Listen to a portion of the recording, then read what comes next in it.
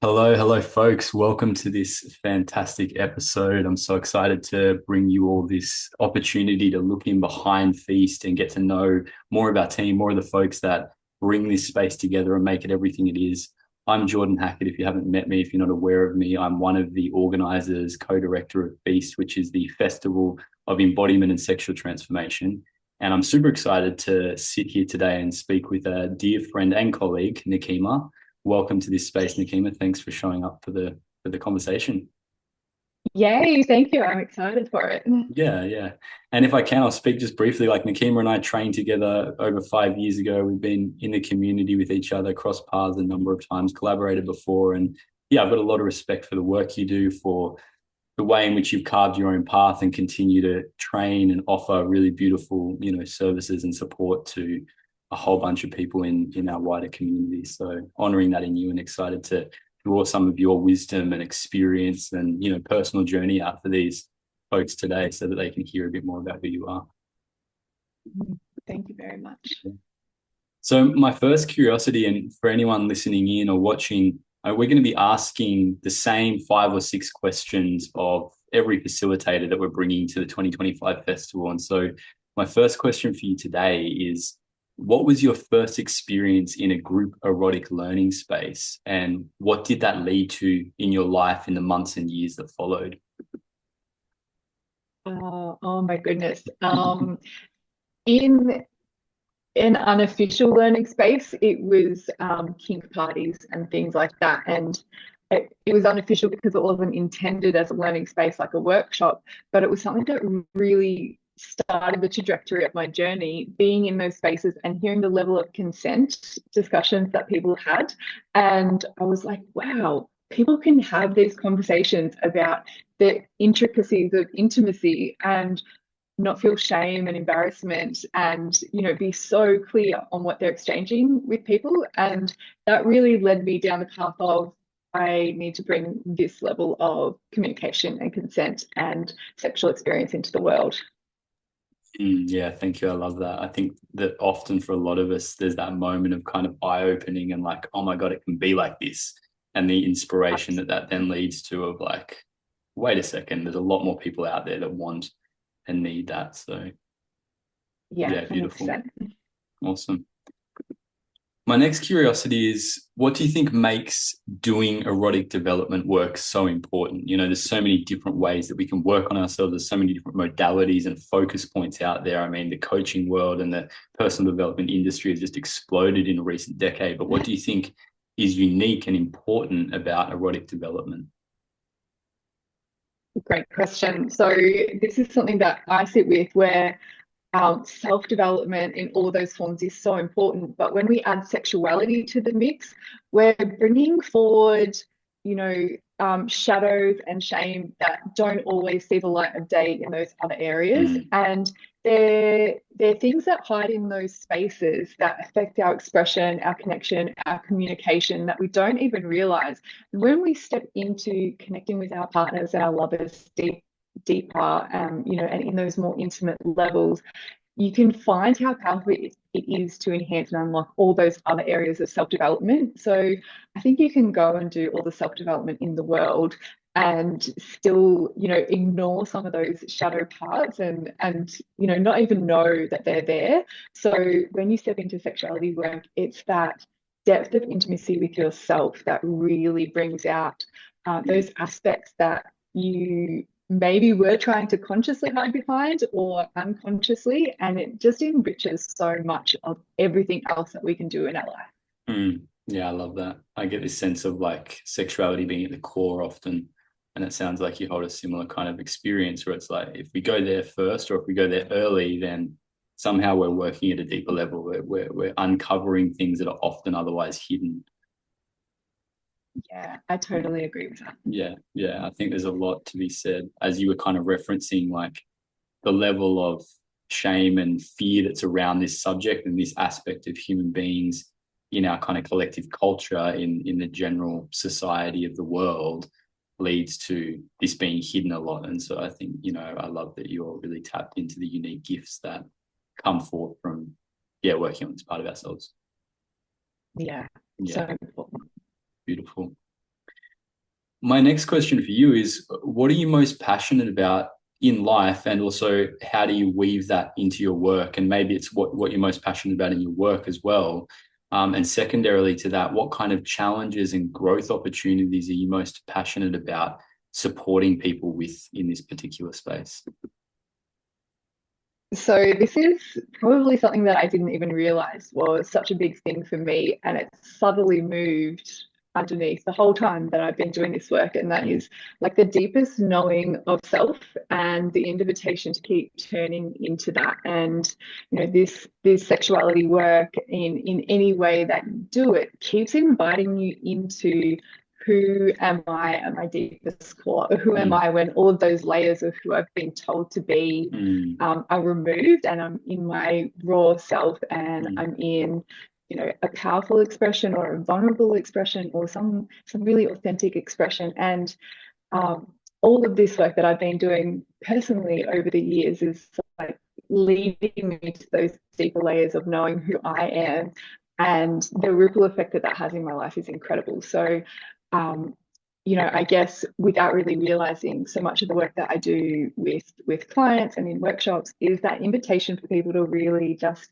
step into, oh, what's the layer that's underneath here? What is there to uncover about myself and who I am? And it's become this really big aha moment where I've realized that that's actually what I've been doing for so long. So I'm really passionate about that in all its forms. I Yeah. love that there's like a higher or a deeper intention and kind of exploration point you have, and it's like erotic development or sexuality work is almost like the vehicle that is what you're using, but there's a higher intent there that actually is designed or intended to flow out into all areas of people's lives. And I kind of get the sense of the word authenticity as well, and like the essence or truth, like as you said, as we were exploring earlier, like the core of who a person is and how we can really support the cultivation of relationship with that.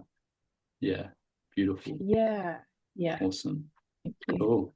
So you facilitated at the last two festivals that we've had in 2022 and 2023, and you're back again this year, which I feel super excited about. Do you want to tell us just for a moment, now that we're into the conversation, a little bit about like your history, your training, the different modalities you draw together? Because obviously you're a sexological body worker like all of the other facilitators in this space, but tell us a little bit more about your professional experience that makes you who you are. Okay, great. So obviously, sexological bodywork was really and is a really core piece of what I do. And then in addition to that, I have self-pleasure modality from the Institute of New Paradigm Intimacy, which is very somatic and body-based, similar to sexological bodywork in that aspect, but adds in another layer. I've also done erotic mysteries and shadow tantra training, which bring in those elements of the shadow of our own eroticism and the deep connections of tantra. So on top of those erotic and sexuality training elements, I have NLP and hypnosis that help me like frame the language and the ways that I connect with people and dig into those shadows and challenges that sometimes come up with it. Outside of the erotic, I also have birth and death doula training, which Wow. don't necessarily come directly into my workshops all the time, but being able to guide someone through their journeys in big transitions in life, I find just really nourishing to add elements of into how people journey with their sexuality and themselves. So I have like quite a few little strings that I pull into what I do. I love that. I don't think I knew that about you, and it really hits home for me. Like obviously, sexuality is what enables us to create life, and beyond that, I kind of look at this energy as life force energy. And I've had a really big journey in my own life of my fear of death and my relationship with death. And I think like birth, death, and sex, it's like there's some of the core realities of being a human being, a physical being on the planet at this time. And so I love that you've got that training and you have that lens, and even just in the very background, you're bringing that awareness of, like what it means to have those transitions and those Yeah. beginning and end points in our lives. They're big. Yeah, Awesome. I think sometimes we don't really hold it so front of mind how Totally. interwoven, sex, sexuality, birth, and death all Mm, become. Mm, Yeah. absolutely. So obviously you're a group work facilitator. You do workshops. You're doing that at Feast. You've got two different offerings, which I'm really excited for everyone to experience. I think, if there's people that have been at previous years' festivals, then they'll be looking forward to coming to your spaces again. You've given us such quality offerings. And if there's new people, then, when we publish workshop descriptions, we've got the program on the website right now, but go and check out Nikkiema's workshops, get excited for them because there's some really beautiful offerings, a foundational one and a bit more of a, medium to higher level one. How else do you work out in the world, Nikkiema? Like online programs, one-on-one work with people, body work? What are you doing right now?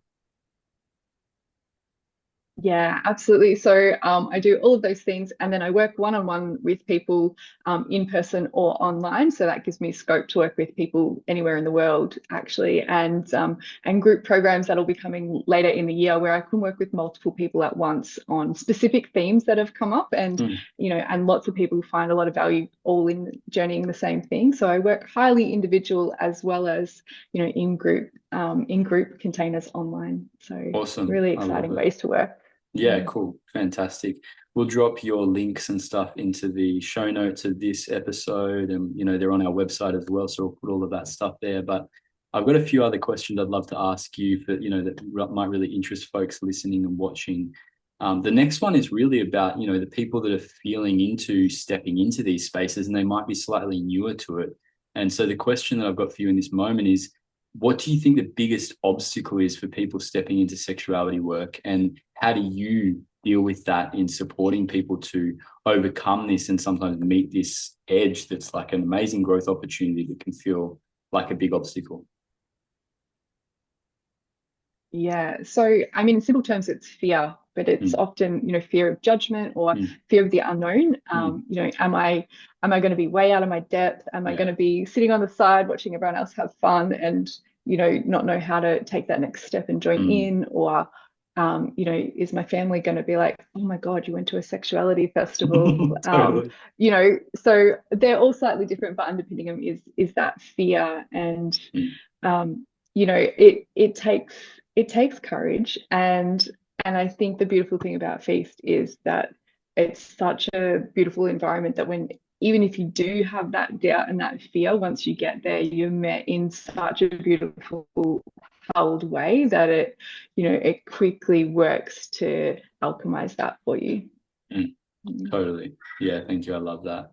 I kind of get this feeling sometimes when I'm speaking to people or, like putting something out there as an invitation to feast. It's almost like I get, if you can just get there to the venue, we'll take care of you. It's like just get your feet on the ground, just Yeah. get to that first day, to the welcome ceremony, to the opening ceremony, to the welcome Yeah. to country, and we will care for you from there. And you'll quickly see that who we're gathering is a bunch of people that are not so different to you, who have their own fears and uncertainties and excitements. And yeah, I think that's something that, our facilitator body, you being one of them, really supports us in creating a beautiful space that is incredibly well held and that steps through the journey at a rate that almost every person can track in, like, yeah, there's some people that really can't go there yet, but, Yeah. 95% of people that would consider coming really have an amazing experience. So I love you. Yeah, I love the way you language that. And yeah, Yeah. it's human, when we're stepping into edges, when we're stepping into Yeah. spaces that are confronting things So that, human. our culture and society have just put in the corner. Of course, we're a bit afraid. Of course, we're uncomfortable. So, yeah. My next question for you is Yeah. what And personally, oh, sorry, you go. that human is so welcome. Yeah, totally. So Totally. welcome. Yeah. And I think, Mm. yeah, it's like that's the main focus actually is that humanity. Like, bring your vulnerable, uncertain self because that's the most open doorway to learn through, really. Yeah. Yeah, beautiful. My next question for you is like, yeah, for you personally, what are you most excited about in attending Feast 2025? So there's a couple of elements. One is I get to see peers, Mm, like yourself and some of the other facilitators who I'm not in the same location as often throughout the year. So it mm, gets to be this convergence of like people that I love and respect and admire and have a lot of fun with. So that really excites me. And then the participants, I'm like, oh, there's new people. There's people that I get to see on day one who, you know, might have that fear that we spoke about. And then, you know, by the end, they're just like this blooming soul. And it's really so illuminating. Like it lights me up to be able to witness that and hold that space for people. So I get really excited about that too. Yeah, I love that. I love that. I feel like that's, you know, when I first started doing men's rights of initiation, a little bit before I did my sexology training, just witnessing the transformation in the other men around me, I was like, I just kept coming back because I was like, that's like the best soul food I could ever ask for. Just witnessing, it's like it's sheer human potential. It's just like the absolute possibility of the universe just churning itself over and over again. Of like, wow, another person, another person. You know, there's such a beauty to it, and it's so hopeful, I think, as well, and inspiring. So, yeah, I love that that's coming up for you, and that's a big part of your why in attending. So yeah, awesome. Yeah. It's my final piece for you, and it's kind of similar to the last question, but just in like one or two kind of punchy sentences. I'd love you to finish the sentence for me. I'm going to Feast 2025 because ...